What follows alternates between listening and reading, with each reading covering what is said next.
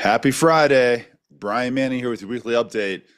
I know it's been a couple months. We haven't done these. We've been holding out for various reasons.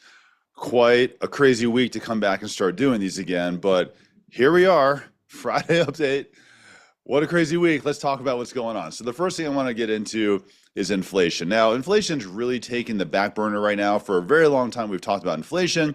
We've talked about the need of inflation to go down, how beneficial it would be for interest rates to move lower, and inflation is going to be the catalyst of rates, and that's what's going to help move everything lower. So, of course, this week we get blockbuster inflation news. So first we get the CPI.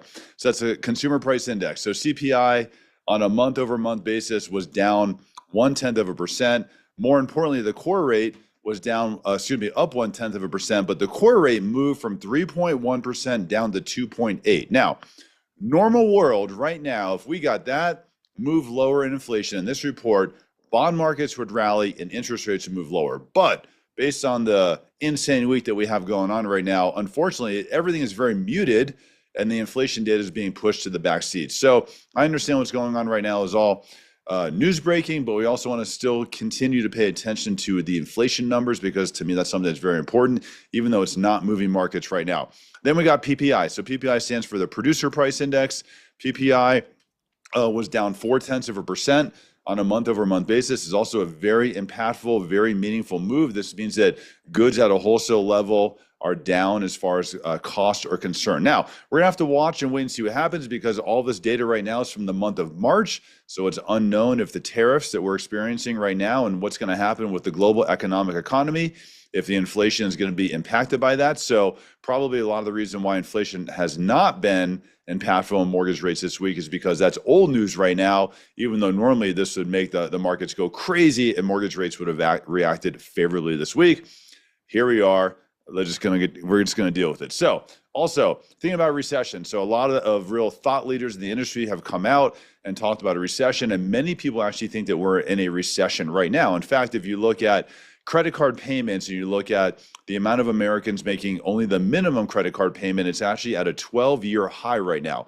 So a lot of people would say, well, I feel like we're in a recession. The reason why I bring this up is because when you start to experience recessionary pressures, the Federal Reserve has to do something, and what they have to do is cut interest rates. Also, if we look all the way back in history to the 1940s, and you look at what's happening in the U.S. housing market with the recession, typically recessions are very real estate friendly because the Federal Reserve has to step in and move rates lower. So if we are experiencing recessionary pressure right now, we are seeing inflation come down.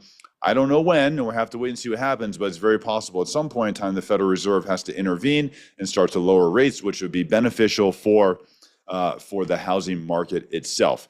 As far as the tariff comments, I don't really have any comments on that right now. I'll be very honest with you. I'm not educated enough in it.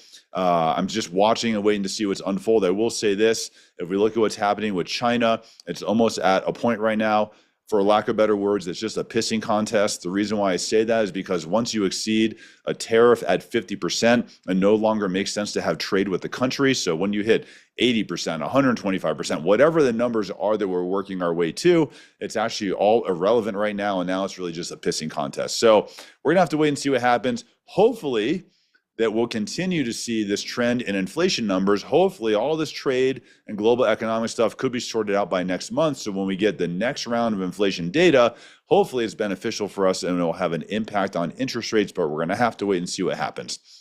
I'm around. If you have any questions, let me know. I'm available 7 days a week, 8 a.m. to 8 p.m. Please reach out to me if you want information on new pre-approval. If you have a pre-approval in process, you want to run numbers, evenings, weekends, 7 days a week, 8 a.m. to 8 p.m. Just reach out to me. Love to chat with you. Happy Friday. Great to be back. Have a great day.